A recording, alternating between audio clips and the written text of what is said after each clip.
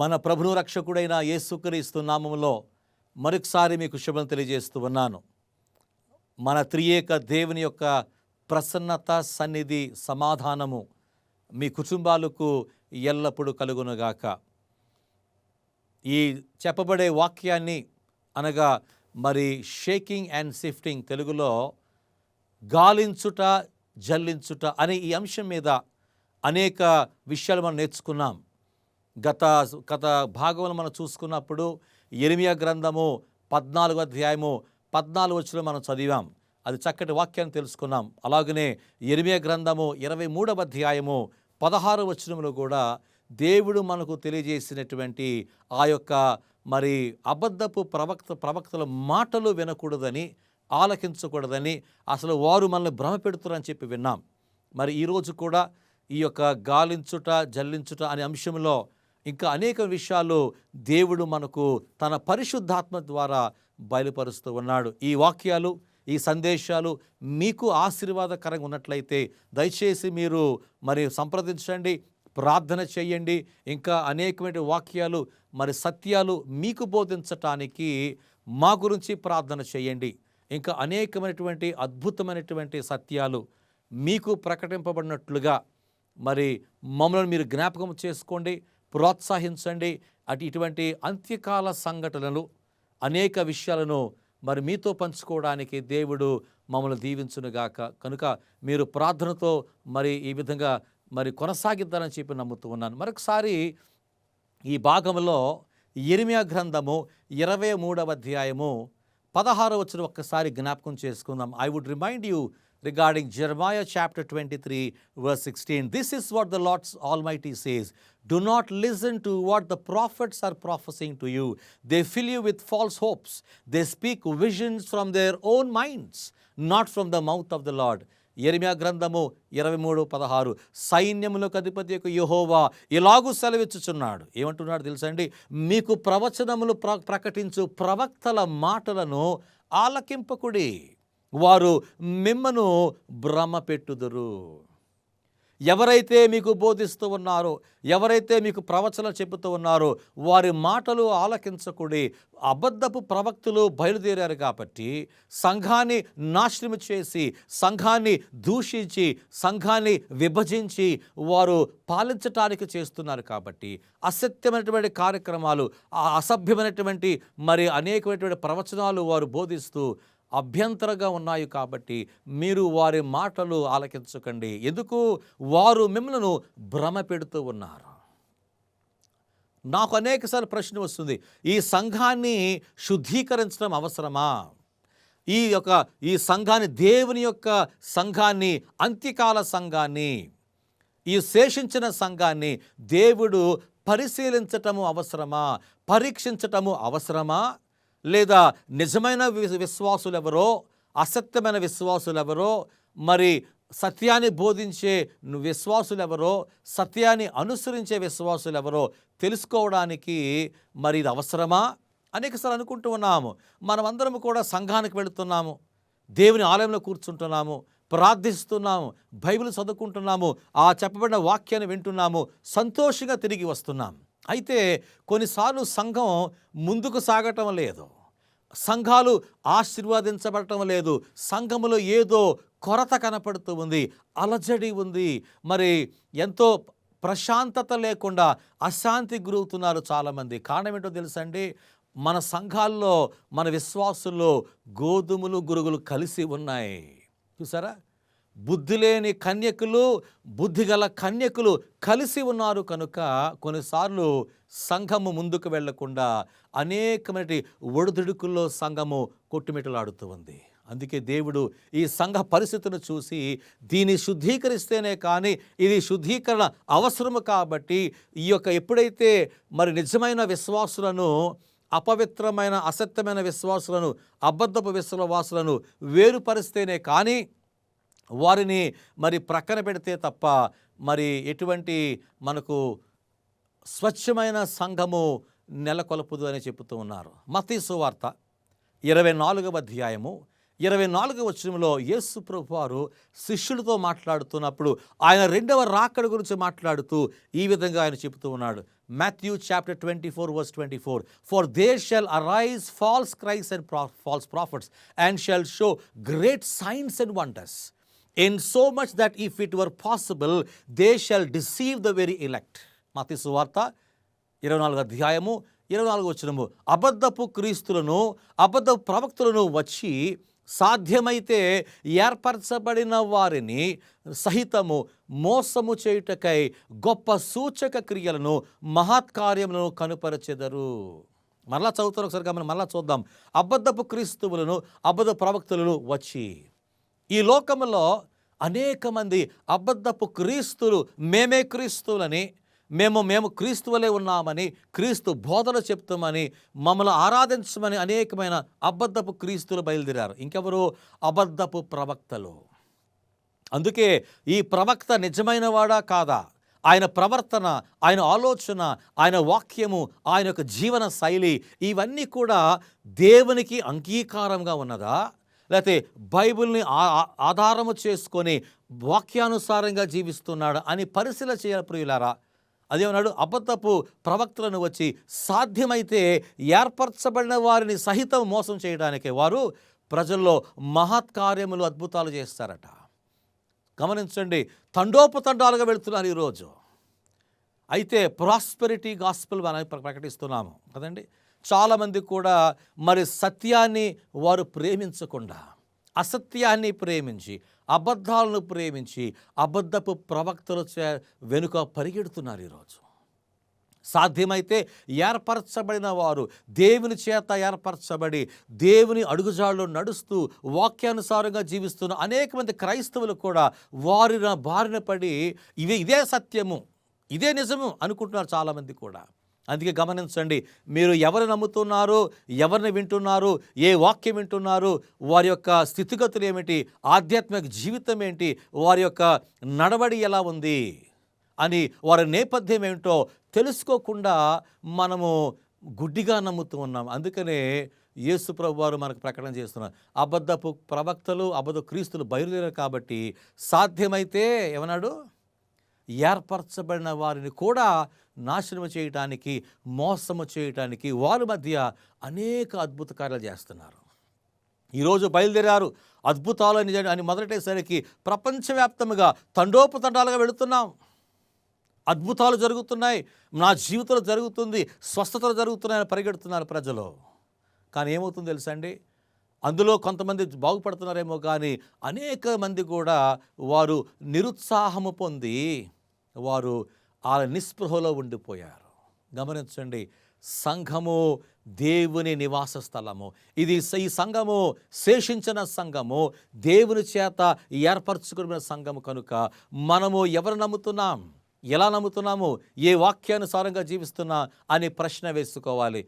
గమనించండి క్రైస్తవులారా, దేవుని బిడ్డలారా, కేవలము మనము క్రైస్తవులైనంత మాత్రాన, కేవలము బైబిల్ పట్టుకొని మళ్ళీ ఆలయానికి వెళుతున్నంత మాత్రాన మనం పవిత్రులుగా ఉండం.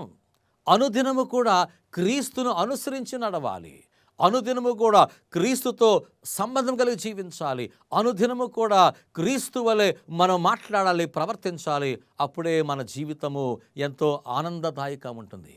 అబద్ధ క్రీస్తు వస్తున్నారు కాబట్టి గమనించిన ప్రియులారా, మరి దేవుని వాక్యము చెబుతూ ఉంది. అందుచేత ఈ సంఘము గాలించబడినప్పుడు, ఈ సంఘాన్ని కుదిపినప్పుడు మనం అనేక మంది కూడా పరీక్షించబడతాం.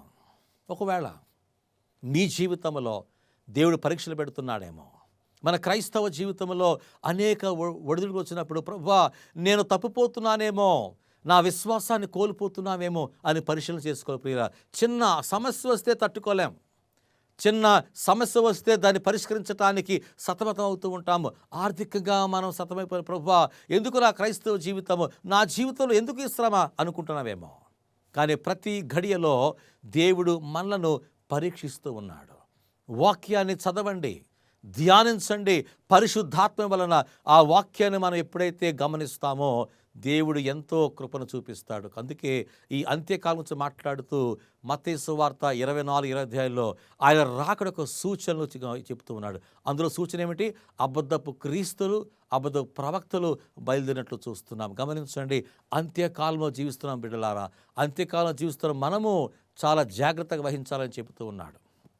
ఒక స్టేట్మెంట్ చదువుతాను. Testimonies to ministers, page 411, paragraph 1. Some will go out from among us, who will bear the ark no longer, but these cannot make walls to obstruct the truth, for it will go onward and forward upward to the end. ఏమన్నాడు?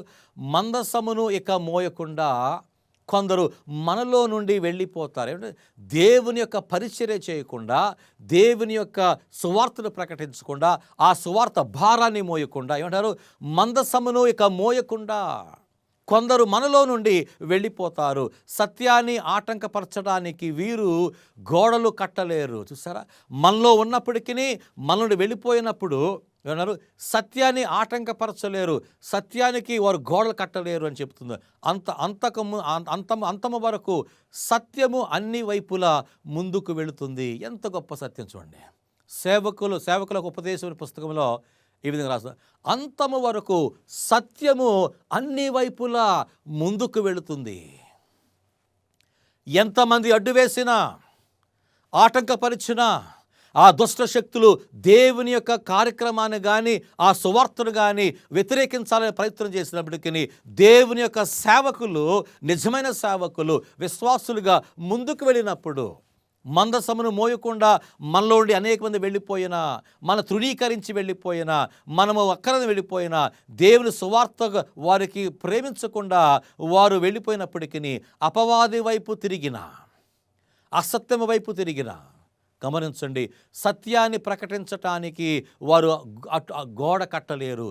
ఇది దేవుని యొక్క వాక్యము ప్రియులారా. అందుకనే మీరు లోకంలోనికి వెళ్ళి సమస్త జనులకు మీరు వాక్యము ప్రకటించండి, వారిని శిష్యులుగా తయారు చేయమని యేసు ప్రభువారు మనకు బోధించాడు. గమనించండి ప్రియులారా, మనం ఎప్పుడైతే నిజంగా ప్రార్థన పూర్వకంగా దేవుని యొక్క మందస్సమును అనగా ఆయన యొక్క వాక్యాన్ని, ఆయన యొక్క స్వార్థ భారాన్ని మనం మోసుకొని వెళుతున్నామో, కొంతమందికి ఇష్టం ఉండకపోవచ్చు, భారంగా ఉండవచ్చు, వారికి ఇబ్బందిగా ఉండవచ్చు, వారికి ఆటంకంగా ఉండవచ్చు, బహుశా వారి కుటుంబం అడ్డొస్తుందేమో, దేవుని సేవ చేయటానికి కుటుంబం అడ్డు రావచ్చు, దేవుని సేవ చేయటానికి మన హోదా అడ్డు రావచ్చు, దేవుని సేవ చేయటానికి కొన్నిసార్లు మన యొక్క ఆదాయము కానీ ధనం అడ్డు రావచ్చు, దేవుని సేవ చేయటానికి ఈ ఇహలోక సంబంధమైన విషయాల మీద ఎక్కువగా ధ్యాస పెట్టచ్చేమో. కానీ ఎన్ని అవాంతరాలు ఎదురైనా,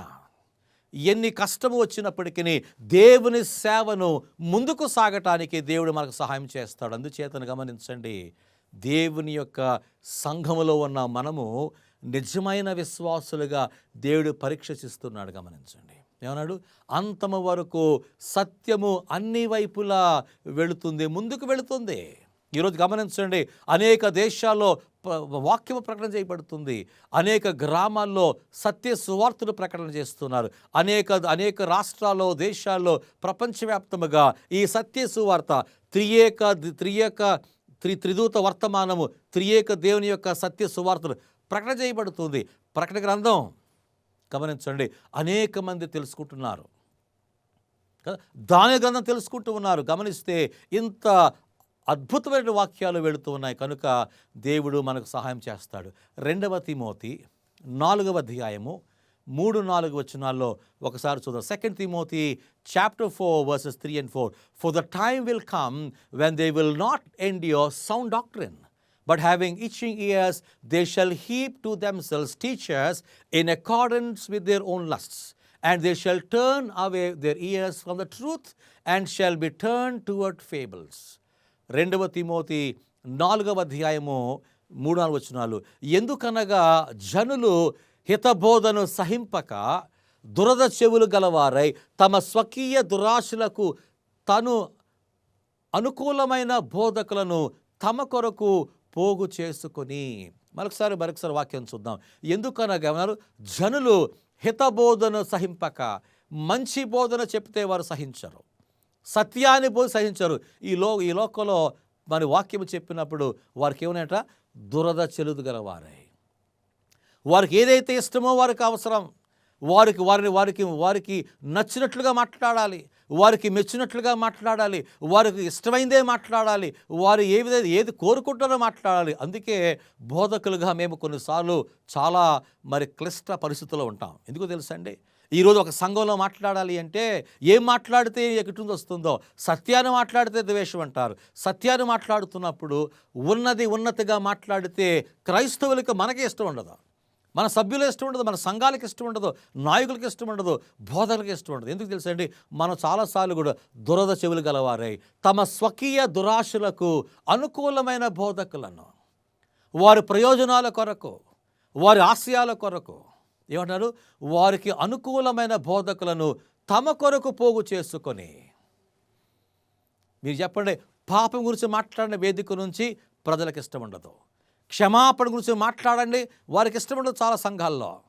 ఎందుకో తెలుసా, నాకు నచ్చింది, నాకు ఆహ్లాదకరంగా ఉండాలి, నన్ను పొగడాలి, నన్ను మెప్పించాలి, నాకు సంతోషకరమైన ఆరోగ్యకరమైన వాక్యాలు మాత్రమే ఈరోజు ప్రజలు వినటానికి సంసిద్ధంగా ఉన్నారు. అందుకనే దేవుడు చెబుతున్నాడు, ఇటువంటి ప్రజలు సంఘాల్లో ఉన్నారు కాబట్టి, ఇటువంటి విశ్వాసులు సంఘములో చొచ్చుకొని వారు సంఘాన్ని అభివృద్ధి పడకుండా నాశనం చేస్తున్నారు కాబట్టి అటువంటి వారిని తొలగించాలని దేవుడు ఈ యొక్క సంఘ శుద్ధీకరణ చేస్తూ ఉన్నాడు.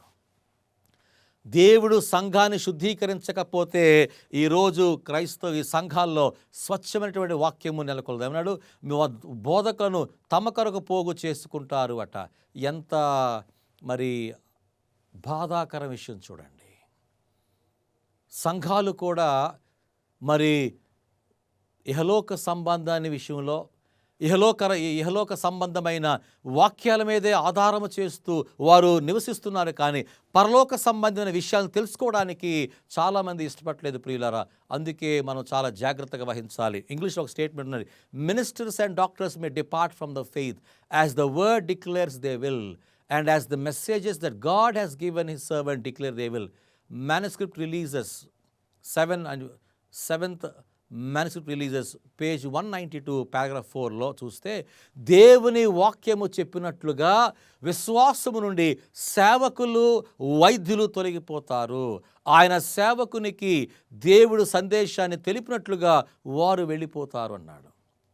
ఇన్ని సంవత్సరాలు సంఘంలో ఉన్నారు, ఇన్ని సంవత్సరాలు సంఘ సభ్యునిగా ఉన్నాం, ఏమంటారు, ఎవరు వెళ్ళిపోతారట, సేవకులు వైద్యులు తొలగిపోతారు.